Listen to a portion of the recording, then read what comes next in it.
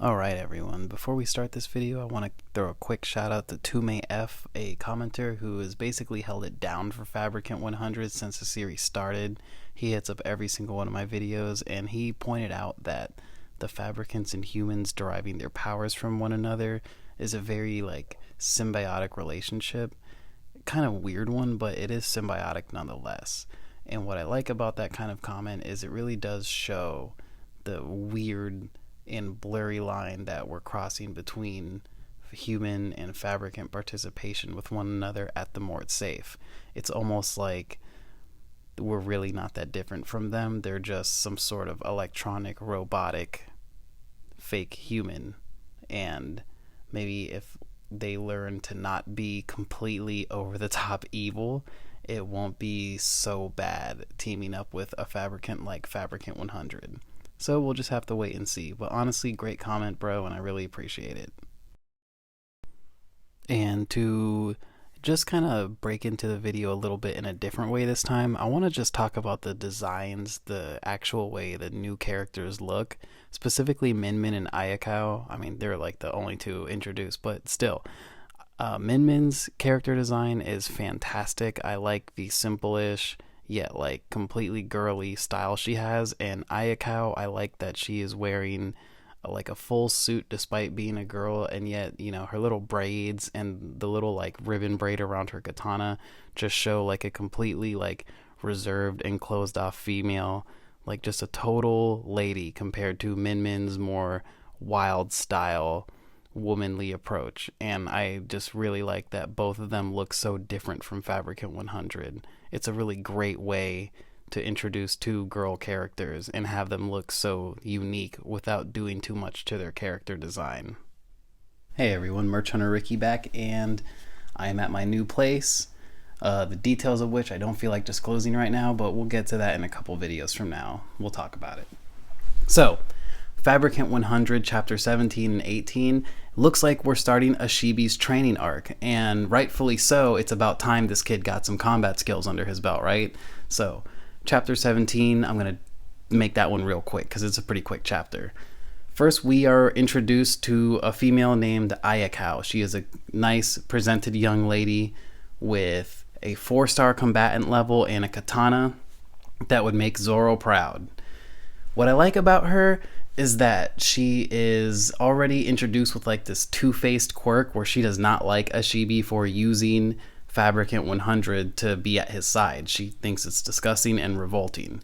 Even Fabricant 100 herself says so in that she's being two-faced, and Ashibi is head over heels for this girl. He thinks she is so cute. So we kind of know that Ashibi now has a type of the more studious looking, less scantily clad women, because then we're introduced to his 1-star combatant partner, Min Min, who already has her sparked unlock, which is she fights with a nunchuck, and she just has super strength. Let's just put it that way, right? So Ayakao is charged with training the combatants to explain to them how it's you need to be something stronger at Mort Safe. You just can't be your average ordinary chump. Then we are taken to a side conversation between Hugo and the leader of the Mort Safe.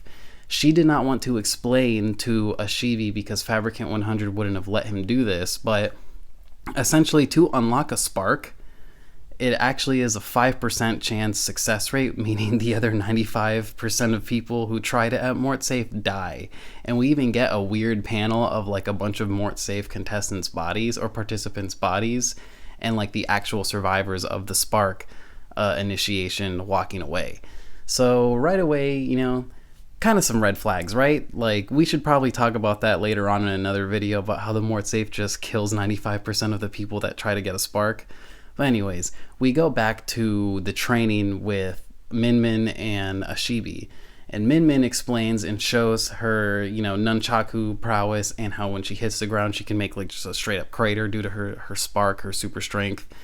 We are also introduced to the concept of spark, where Ayakao straight up says the word spark. Now, I don't know if this is out loud or inner dialogue, but she says it, and she has an Oculus prison technique, where anyone going within a certain meter radius of her, when they cross it, she is able to deflect all their attacks and assault them with like a ravenous onslaught of attacks. So it's kind of like a 2-for-1 deal. She gets good defense and a strong offense. It's kind of a weird spark. It's more like a technique than a power, but who cares? I like it a lot, and it shows that these sparks are going to be a lot more different as we meet more members of the Mort Safe. And after she beats on Min Min for a little bit, then she lets Ashibi know at the end of the chapter, like, hey, it's your turn, let's do this. This takes us to the next chapter, chapter 18, where Ashibi is just getting dogged on left and right by Ayakao. And then she gives him a training regimen, which is like 500 squats, 500 push-ups, 500 sit-ups, 500 planks, and run like a 5-mile run every morning. And it shows him start to do it, and he starts to think about, you know, what he wants to do as a member of the Mort Safe and how he wants to bring more to the table during combat. And he even has like a little buff guy moment. Go ahead, Ashibi, you rule, dude. And it kind of creepily shows Fabricant 100 in the back, because we know why she likes him being buff, right? Anyways, we are then explained the concept of certain members of Mort Safe are actually there under protection because they're kind of the common targets for the assailants of the Fabricants. And it kind of makes sense, right? And we're giving the analogy of how this guy could have been a sculptor because he's so good with his hands, but he chose to become a chef to support people's healthy lifestyles. Great stuff. Love that. Then we're showing their training further. Ashibi starts to unlock the potential of his spark, which is, as we know, he gets cut and the blood goes everywhere and forms back into his body, healing his wound instantly. He begins to use this to make like a blood curtain veil because he loses to Ayakao something like 56 times. So after so many ass whoopings, he figures out finally, hey, look, I gotta start getting more creative with my spark. And he does. He is able to blind Ayakao long enough in like a veil of his own blood and push himself to the limit of where the pain doesn't matter, which, go ahead, dude, you are such a little badass, and I like the guy you're becoming. He is able to stop Ayakao from using her spark, at which case Min Min comes behind her and smacks the sword out of his hand, and we are left with the amazing image of Ashibi holding Ayakao's sword saying, I got my first strategy. So, I mean, honestly, all in all, I think both of these chapters were phenomenal, 100% rating. I loved it. The world building is astounding, and it's showing a little bit more character building for everybody involved, and that's what makes a good manga. This is going to be a shorter video. I'm going to have to cut it because I got more clothes to fold and stuff like that. But anyways, I've been Merch Hunter Ricky, and I love Fabricant 100, and I love talking about it with you guys. Have a good night.